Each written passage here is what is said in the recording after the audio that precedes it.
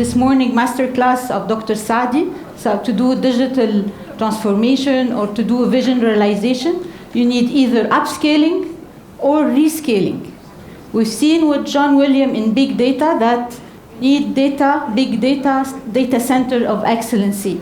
So again, the skills, experience, and training of the staff of your team and employee is at the core of any organization. So to attract, develop, retain your top tech clients it's vital and crucial not only for the success of the organization, but for the survival of any organization. Now, technology is not an option. The forum is entitled Digital Transformation and Adaptability to Change. So technology is at the core. By the way, Sofia is not the name of the lady who invented the framework. Sofia stands for Skills for Informational Age. I'm Lamia Sar. I'm a doctor in project and business project and program management, specialized in stakeholder engagement and project management competency. I focused on the emotional intelligence competency. So you see, I like the people skills more, but I had to do a digital transformation leadership program because we are in the era of digital transformation. I have more than 25 years of experience in project management, but I started in KG1, so don't make the count. And I'm the managing partner at Advisors Egypt, and along with SkillTX, we're trying to spread the Sofia framework because it's very important if you want to do digital transformation. So, before we start, I would like to see the audience to how many of you are in the IT department? Okay, we have. How many is in the HR department? None. Okay. And this is it. We need to see that the number one risk organization are facing nowadays is not having the right caliber. And this is reported to be the top number one risk. And believe it or not, 4.4 million of people quit their job. And still, there is 10 million of people that jobs with no people to fill in it. So what do you think? Why people leave their job? Any guess? Culture. Culture, yes. Again? Managers, okay. What else? Better opportunities. Exactly. That's reported to be the first reason, that they don't see that this job will give them any career opportunity, or their manager do not use their skills. Believe it or not, 40% of the people say that their current job, do not utilize their full skills. They have skills and nobody knows about them. They're restricted to a certain task, and nobody asks them if they can do something else. So the reasons people leave, not engaged, they feel nobody care about them, they're not engaged in decision making or anything. The management is with not the right skills. There is no room to grow career development, like you said. There is no opportunity to keep skills current. Nobody developed them. So they cannot even develop new skills. Even their current skills are not maintained. They have poor communication or feedback, lack of flexible working conditions, or even no clear vision or mission of the company or the structure they see they are working on. And they feel burned out. So this is very critical for the survival of any organization if the employee or the staff or the top tech, the IT people who are very scarce, we cannot maintain them. So, and at the same time, there is the skilled candidates are hard to find. It's very hard to find the right caliber for the job, especially that with the high technology moving. We see the rise of data analysts, data scientists, and we can't find the right candidates. So the right candidates have multiple opportunities.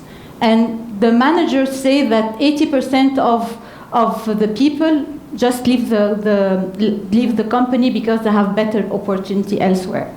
So the important things to do is the tech leaders to focus on the professional development of their staff, to know the staff, to know the skills they have, to empower them, to empower their manager, and to develop them.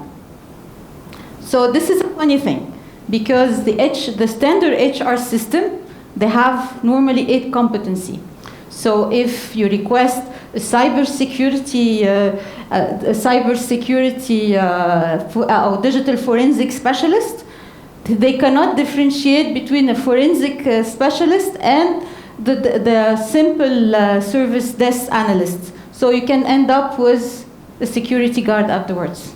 So the HR system or the HR resources need to adapt to the highly technical need for the IT department or any department that need high-tech people.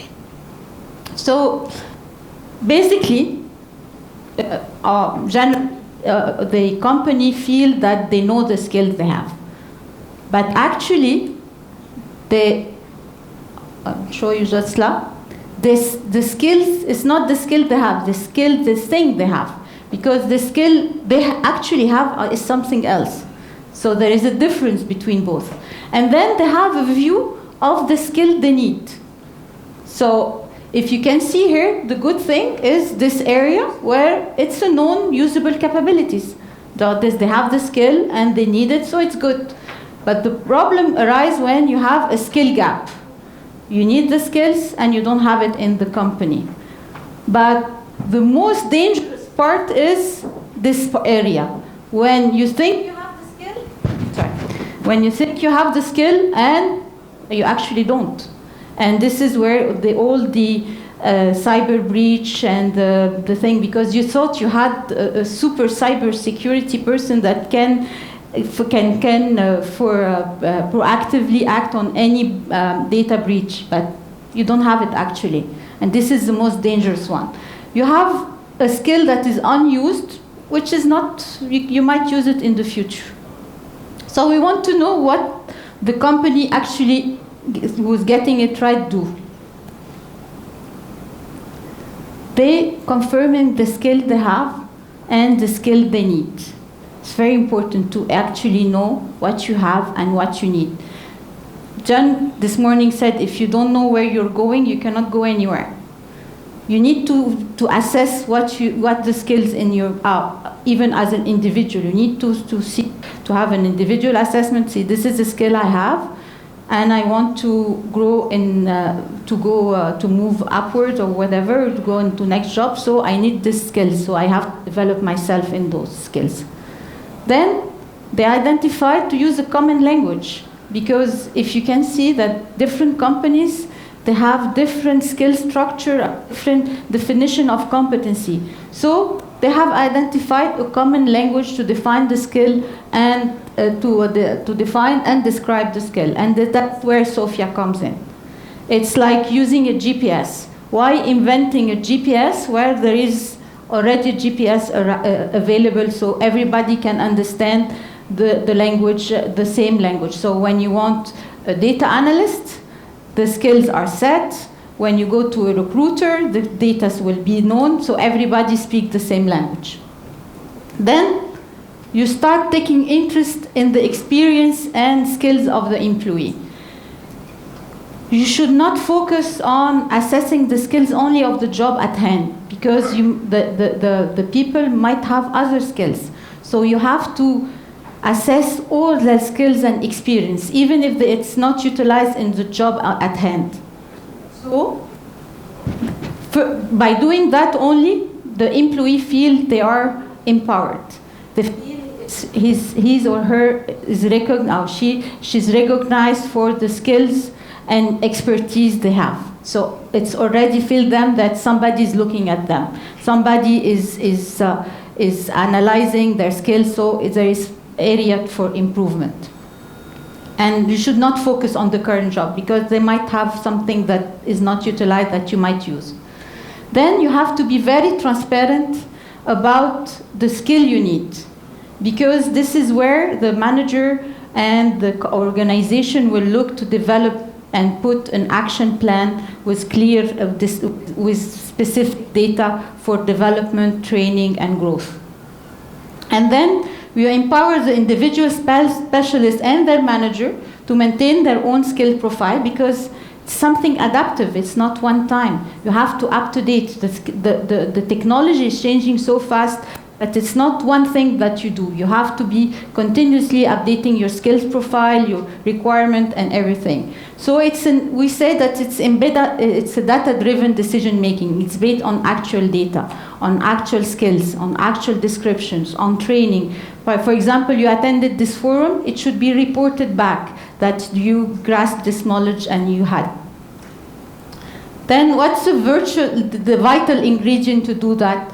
You have a consistent competency skills framework. Consistent because it's something that is well tested. You know that the skill is there and it has been tested, and it describes actually the skills needed for the job done.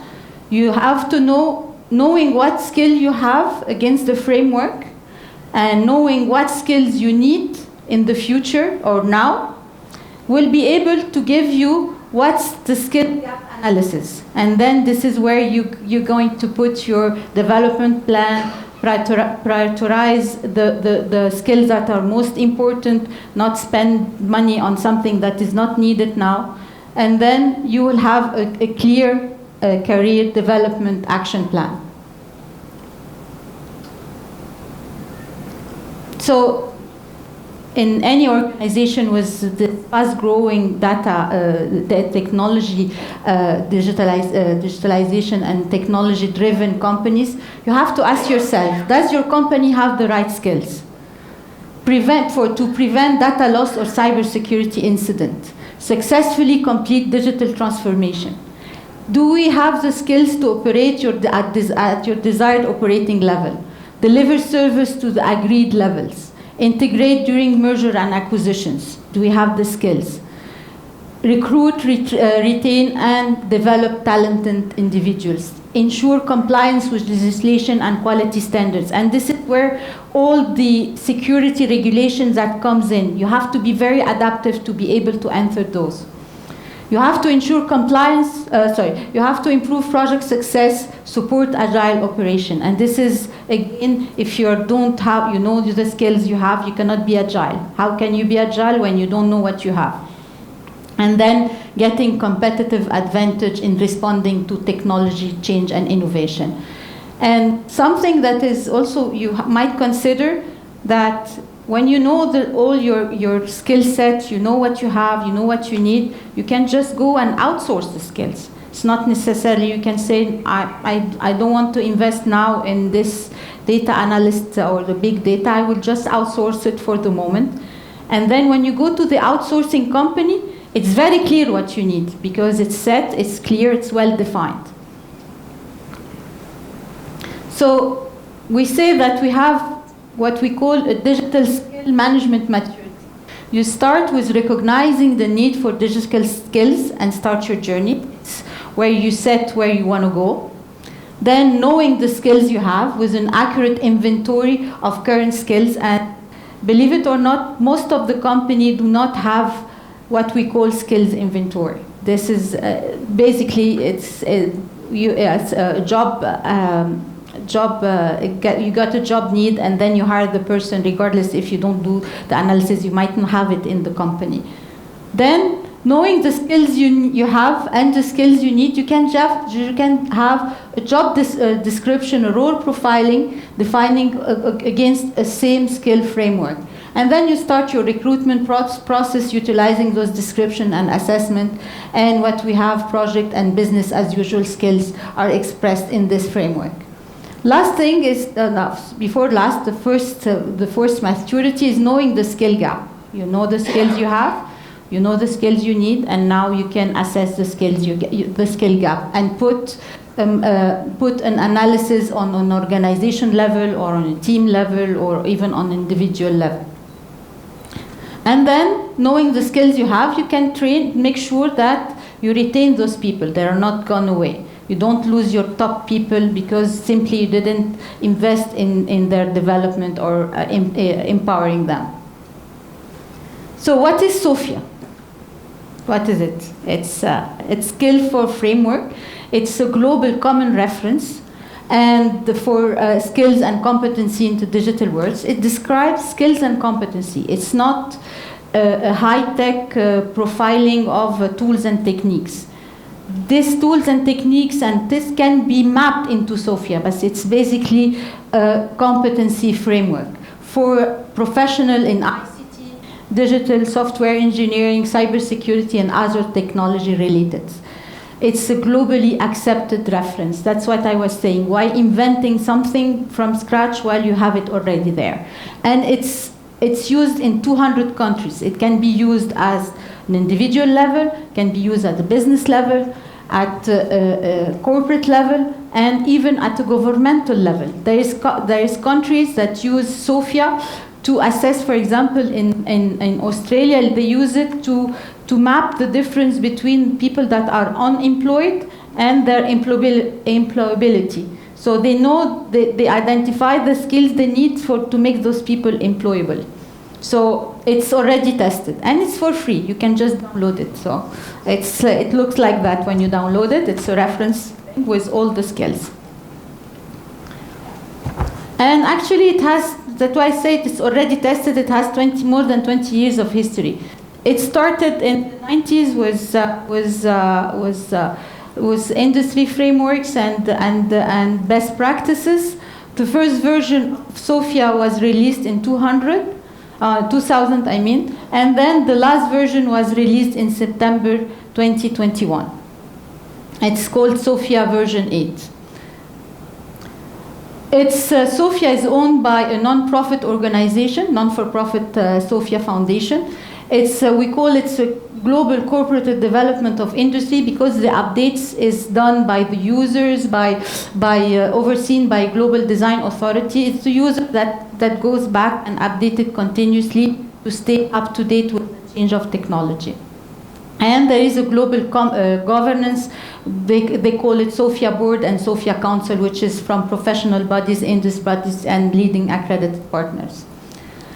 So the structure of Sofia, and I will distribute it to you now. So you can see what is it.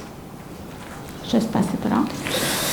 It has 121 skills described at 7 levels of responsibility across 6 categories. It's divided into, remember, John Williams said in order to make sense, you have to have categories. So you have 6 categories: strategy and architecture, change and transformation, development and implementation, delivery and operation, people and skills, relationship and management, across the professional skills. And at each categories, it's color-coded to easily overview the skills and get it right. And you have a total of 495 skill level description. So each skill is described at each of those levels. And they say it's a behavioral thing and it's a professional competency. They identified 7 levels of responsibility. Level 1 is follow, level 2 is assist, level 3 is just apply, level 4 is enable, then you go to level 5, which is ensure and advise, level 6 is initiate, level 7 set strategy, inspire and mobilize. Basically, just to brief you, to give you an idea, at level 1 and 2 it's basically entry levels. 3 it's still more entry, but it's still at entry level. Level 4 is a practitioner level. Level 5 is a more managerial. 6 is a senior manager. And level 7 is an executive or a director. And at each of those levels, you have 5 generic levels of responsibility you have autonomy, influence, complexity, business skills, and knowledge. And this, it sounds complex, but it gives you a full picture of the skills required to do a certain task. So if we want to implement Sofia in our organization, what we do? Yes. I have a question. Because here it says relationship and engagement, it says change and transformation. Later on. This question I'll end. Sorry. So, if you want to implement as any change in any organization, you have to get people on board. You have to sell the idea that is something good for them. You have to get the show on the road. Then you engage and empower a crew. You need Sofia crew to go to the people, we're going to implement Sofia. Then you start assessing to find out what skills everyone has. Then, against the international standards, you see how it fits. Then you review and confirm that those skills you actually have, especially the one you are unaware of, and you get what we call a skill matrix you can trust and rely on. Then you have the role profiling and the map your skills you will need to survive and grow now and in the future. Because you have to be adaptive in the future, you have to be very proactive. Who defines those skills? Is it the system or the framework? The framework. The skills you need. Okay, gotcha. Then you analyze and you get the skill gap analysis and you get your skill risk avert, upscaling in progress, employee engaged, recruitment and training savings, because you will train only for the skills that you really need now. The time frame depends actually on the type of the organization, whether you're doing it for the department or the whole organization, you do it for a branch or you do it for the whole branches. But basically it takes 6 weeks from the initiation till getting your skill gap analysis. So the best practice tips for getting an accurate Sofia assessment: first, assess the whole individual, not just the skills at hand. You have to assess their experience and skill and everything. You have to capture all levels of the skills. People can often practice skills at multiple levels. You have to recognize that skill selection is not binary. It's not I have it or I don't have it.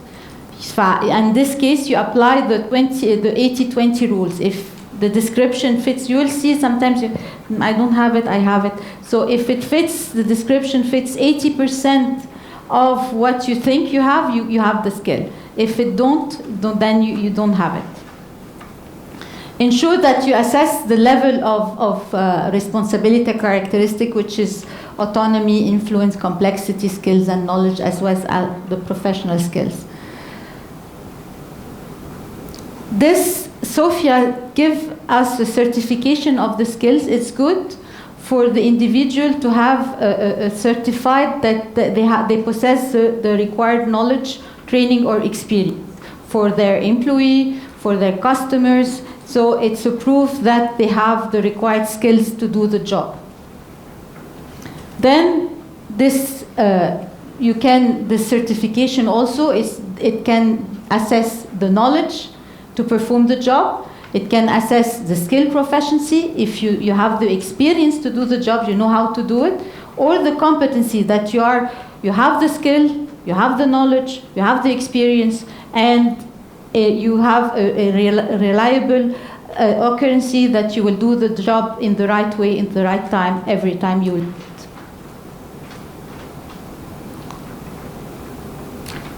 I will show you just something before we go to the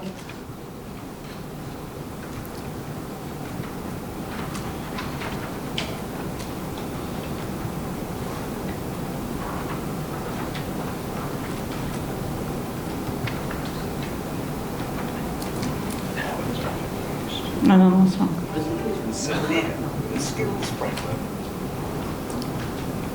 Tati, can you help? It went blank. I didn't do anything.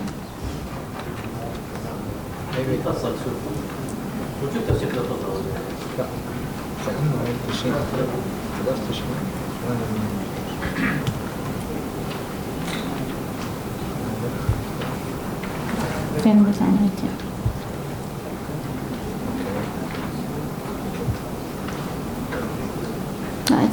okay, that's fine. I have the skill and the competence. It's the skills. Digital skills. For the information age has become the globally accepted common language for skills in the digital world. It provides descriptions of skills and responsibilities for professionals in and around information and communications technology. Sofia provides a definitive set of digital, cyber and technology skills, each described at one or more of 7 levels of responsibility. To aid navigation, Sofia structures the skills into 6 categories, each with a number of subcategories. It also describes 7 generic levels of responsibility in terms of autonomy, influence, complexity, knowledge, and business skills. Sofia is used in nearly 200 countries and is growing fast. Sofia enables individuals to easily assess current skills and levels, identify skill goals and plan professional development, match skills to roles and jobs. Organizations and governments use Sofia to define role profiles and job descriptions, in procurement, in talent and skills management, to quickly identify skills they have and skills they need, and in education and training, to ensure the most appropriate courses and certifications are selected. In recruitment, Sofia is used to create Sofia-based job descriptions, identify, shortlist, interview and select resources based on intelligent skills matching. Professional bodies and membership organizations use Sofia to map membership levels, certifications, development and mentoring programs.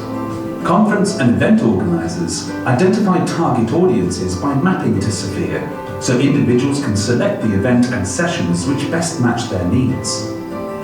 Service providers use Sofia to describe their services and capabilities and create Sofia-based rate cards. Sofia is the common language for skills in the digital world. So you see, you can have it. It's how we did it to get you here on this conference, by the way.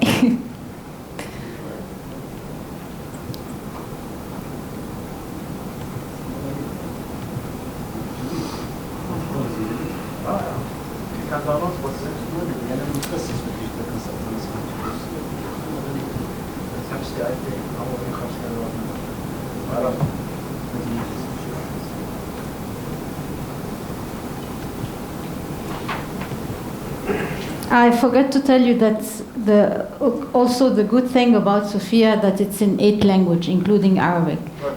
12 language, including Arabic. So it can be easily adapted to any organization. So for organization, they can go through the digital management maturity assessment. It takes 10 minutes, or for individual, they can do the assessment.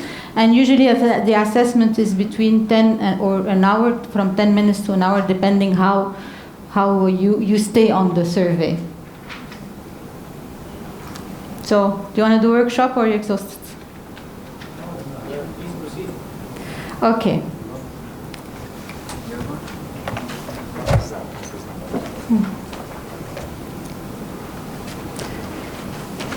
So, when you want to start a Sofia project, usually when you go to an organization, they have an idea of a job description they have.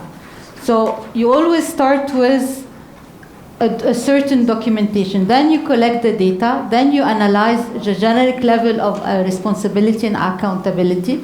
You select the individual skill level and skills and levels, and you do a job profiling. So this exercise, imagine a customer has decided they wish to use Sofia across their organization. They want to define a role profile, a job description, a career path. They have decided to start with a business team analyst, a senior business analyst. So they asked you to help produce them a Sofia-based role profiling, detailing what they need for each role. So they used to carry out a gap analysis and individual development plan. The first role is for a business analyst, which is an entry level. So this exercise will you go through it, is for a business analyst. You want to see what level of responsibility they have.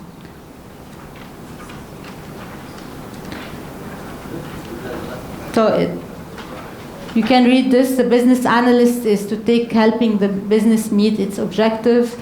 It needs to be an undergraduate degree, knowledge, facilitation skills, analytical thinking, problem solving, detail-oriented, committed to high level of accuracy, knowledge of business structure, stakeholder analysis, business rules analysis, data analysis. Usually this is what HR has when they seek for an applicant.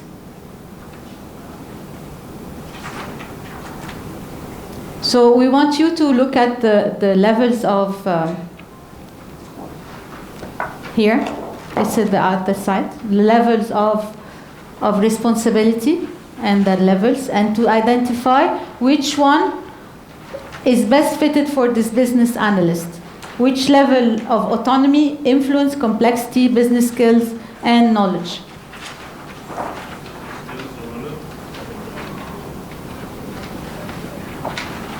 I will put on the screen everyone so you can. So what do you think for autonomy? This entry-level business analyst, at which level will it be?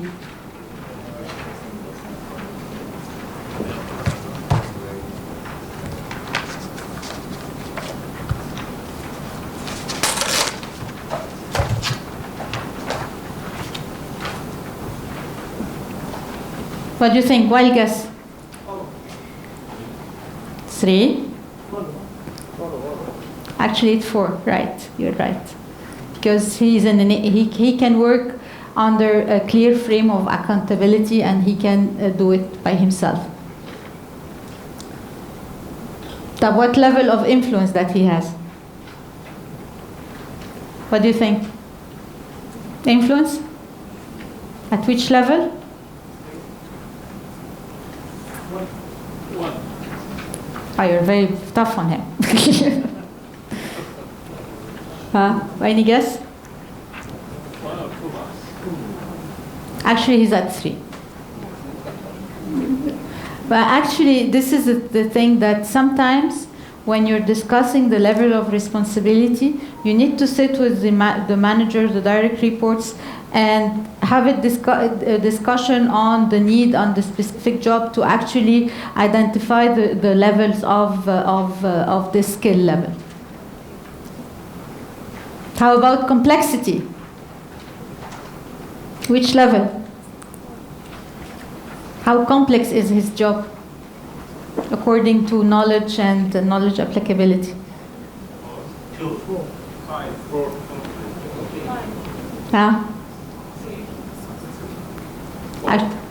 4 or 3 or 2, 5. So you see, we are in the same room and we cannot agree on the level because it's quite tough. It sounds it's 3. Actually, it's 3. You're right. So let me see. If it is 7, it's like the highest guy. Yes. And 1 is the entry level. Yes. Then we'll have to fix these 2 points. Use our GPS. Actually, you can have 2 people doing the same job and everyone is performing the skill at different level. Or you can have a person performing the job on the 2 levels. So how about business skills?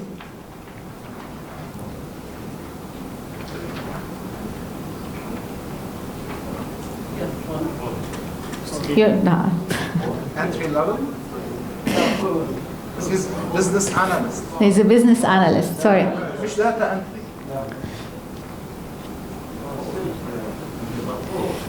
4, yes, you're right, because he can communicate with the stakeholders. So it depends. In some things it can be 4, others can be 3. Yes, yes. Not, and actually this is a major error, and you don't want to do that. Is for a certain skill, you say it's an entry, so I put him on 3, all of that, and this is, you're missing out, and this is where the data cannot be accurate, because you have to be careful that you can not to rank all the skills at the same level. How did you define that? This is 3 or You have a description, a clear description of the skill and the skill level at every level of responsibility, and you have to see if he has it or he doesn't, and you apply the 80-20 rule. If you did apply. you have to apply, yes, yes. But one thing is that for every one of these, there is a description, yes, Lamia? Yes, exactly. In the book you have. And actually, it's already distributed in this sheet. You have a clear description of that. So that's it. So this is the results. So he had autonomy at level 4. He had influence at level 3. He had complexity at level 3. He had business skills at level 4, and he had knowledge at level 3, excuse me. And if we want to map the skills he has, for change and transformation, he was a change analysis, and he needed a business situation analysis, feasibility assessment, requirement definition and management, acceptance testing. This is a very specific skills for this job. And you will see for data, he needed development and implementation, he need data and analytics. And as you can see, every skill has a code. So it can be entered on the system same way. And it has a description for every of each skills at which level. And then, for example, for stakeholder management, he had it at level 4. You have this shaded area. It's the level, the required skills, and the wannabe. This is like, I want this, but if I don't have it, I can take this. The minimum level and a desirable level. And one thing, go back to that. And what if he is a senior business analyst? Then these should move up, huh? Yes, if he's senior, it will move up. And the big boss will be at 7. Yes, that he will have other skills. He might not have those, might have other skills. Other supporting skills. Yes. Okay. Thank you. Any questions? Yes, please. Yes, you started framing the framework with the word common language. Yes. So what makes a good common language? What's the criteria? The criteria, it's like this common language, meaning what? If you want a business analyst, you will take those skills. So if from one company to another, you will know that this is the skill, that this is what means common. That you don't, not every company has yes, different criteria. For example, what I call, for example, stakeholder relationship management cannot exist in another company. They might call it PR. So, and this is defined in terms, and this is in terms. And believe it or not, companies that have several branches, they don't have a unified stakeholder, they don't have a skills competency. So you can have a job, for example, 2 persons doing the same job at different branches, and everyone has different skills profiles. You've seen it probably if you have several regional offices or branches. Any questions? So all those are online, right? Free. It's actually the reference is for free. The license for individuals are for free. For corporates, it depending on the use you want. For individuals, it's for free. You do it for free, and even you can do the self-assessment for free. For company, there is it's even the license for a big organization or the country license is very minute because it's a non-for-profit organization. They do it to just update the versions and do that. Yes, exactly. Thank you. By the way, when we started to get introduced to Sofia, we discovered MCIT here. They have defined 150 roles using Sofia. And there is a file which you can download for free. Yes. Okay, and this is a Saudi standard based on Sofia that exists. Okay, they did a lot of effort to do this mapping. Also, when I was speaking to people at Aramco, I discovered yes, Aramco do utilize Sofia, not for everything, for IT. Now, when we started to dig deep, we discovered it's not only IT, it's not only technology. Many organizations started Yes. to use the same scheme to define technical engineering skills and whatnot. Because we've worked with many companies in competency management, and it's costly. It's hard to define the competencies for every job, meaning to get a subject matter expert who is seasoned in that job, who would tell you what's the difference between an engineer, a senior engineer, engineering manager, engineering director. If you don't have these rights, how can you build a career plan? How can you recruit properly? How can you hire or allocate or reallocate properly or promote properly? So everybody's defining this. Now, 20 years ago, several companies in UK, they said, let's not each one pay for the same thing over and over again. Let's get all of our data together. And they formulated an NGO, which is Sofia. Anybody can download for free, but from organizations or countries, they take licenses to help them pay for the cost of the continuous update. And it's still a minimal fee. It's not. Yeah, it's not but the beauty is that when you go say, okay, I'm gonna from now on base the competency of a business analyst or a project manager they have, or a program or portfolio, even managing benefits, many functions and many roles. You are basing that on the experience of thousands of organizations that have been using it, which means for the other day I saw an ad in UK. We want to hire this cybersecurity engineer, and these are the codes that he has to have. Even in LinkedIn. Yes, if it you became know, like you can have it. You see, they use the code. But one drawback, if we start to use this, it's very hard to do wasta. You know what wasta is? You can put a special section on it. It's very hard. Okay. Now, why? Because now it's scientific. It's defined. It's a standard. Nobody can play with it. And when you learn something new in your organization, you can inform Sofia. So every one of the tens of thousands of companies or governments or organizations will also benefit from yours, and your data become part of the next version of the standard. It's a beautiful platform for exchanging this important type of knowledge. Yes.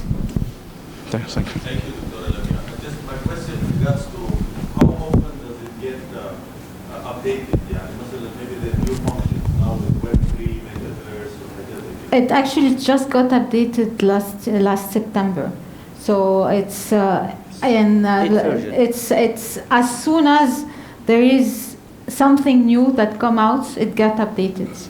If you see, I will tell you how.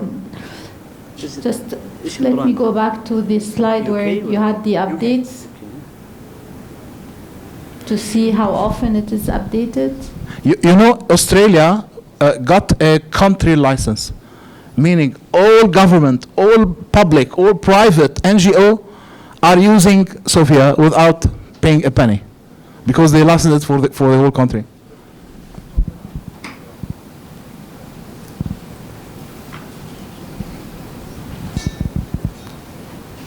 So it's almost every 4 years, and depending on the need for updates.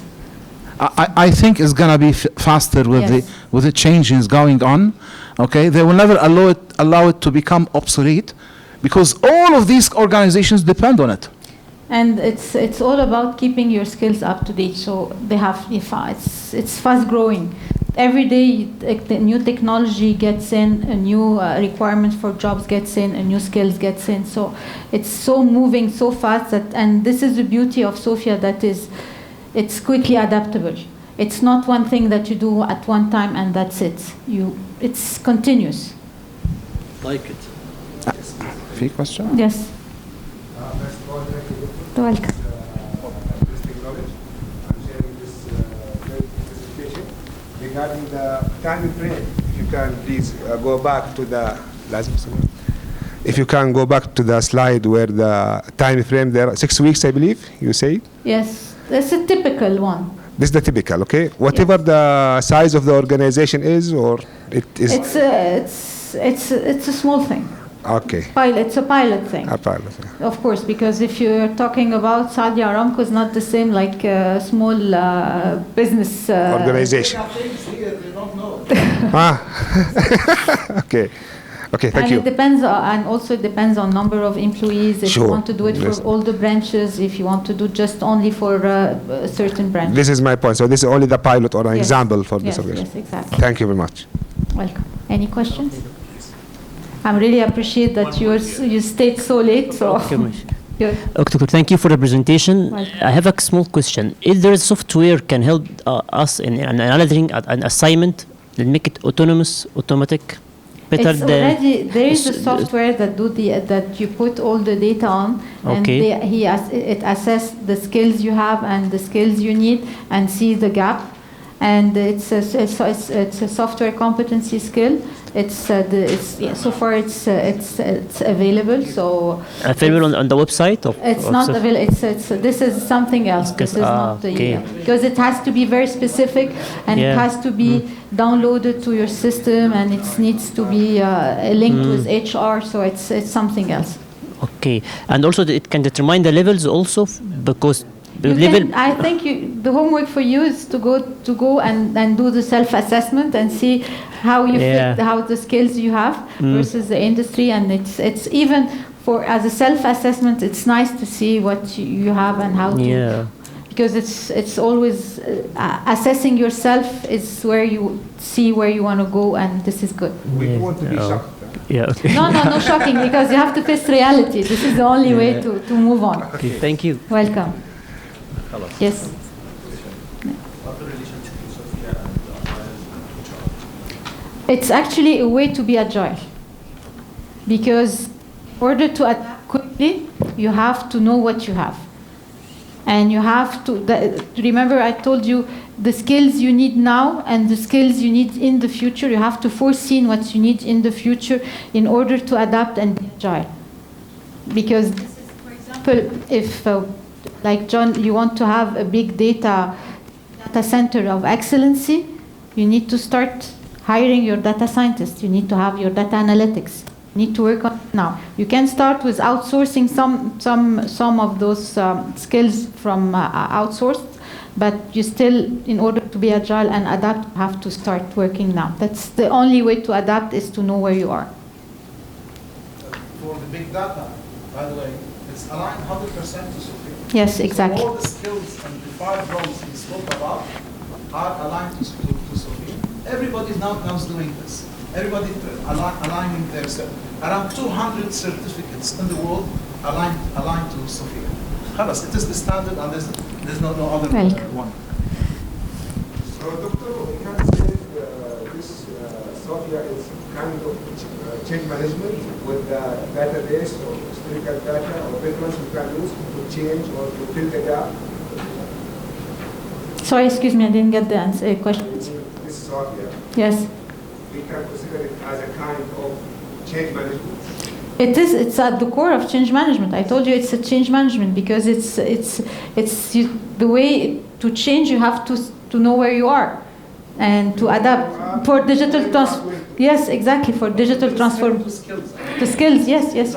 Not all it's not about strategy, for example.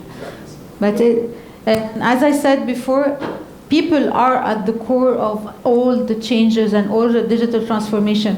And when I did the program on digital leadership, I'm not a technical person. I said, but the good thing was that they say that people are at the core of any digital transformation. It's not the IT people, it's a digital culture. And you have to have this, you have to have a skills culture or change culture in order to be agile and do any digital transformation. Otherwise, you will be stuck. They won't. The problem was that we face in digital transformation, that the people in the business, they have their business processes, they know what they want to do. The people in the data, they understand only analytics, and they cannot communicate together. They don't speak the same language, because they speak with certain skills and don't speak with certain skills. And this is where you have silos, and you want to yes, exactly. Thank you. Welcome. Yes. Sorry, another question. In terms of the affiliation with research institution, these changes that will come, how much research institution affiliation is there, and how much localization do you do in regions? The thing is, Sofia Foundation is very well founded, which means that it's affiliated with APMG, and it's already, that like Saadi said, it's already have been intensively researched and intensively tested. And this is why I always say, why reinventing the wheel when you have already invented? Why reinvent having a GPS when you have a GPS already and everybody's using it? The thing about Sofia is that everyone speaks the same language. So that's why you can adapt to change quickly. Thank you.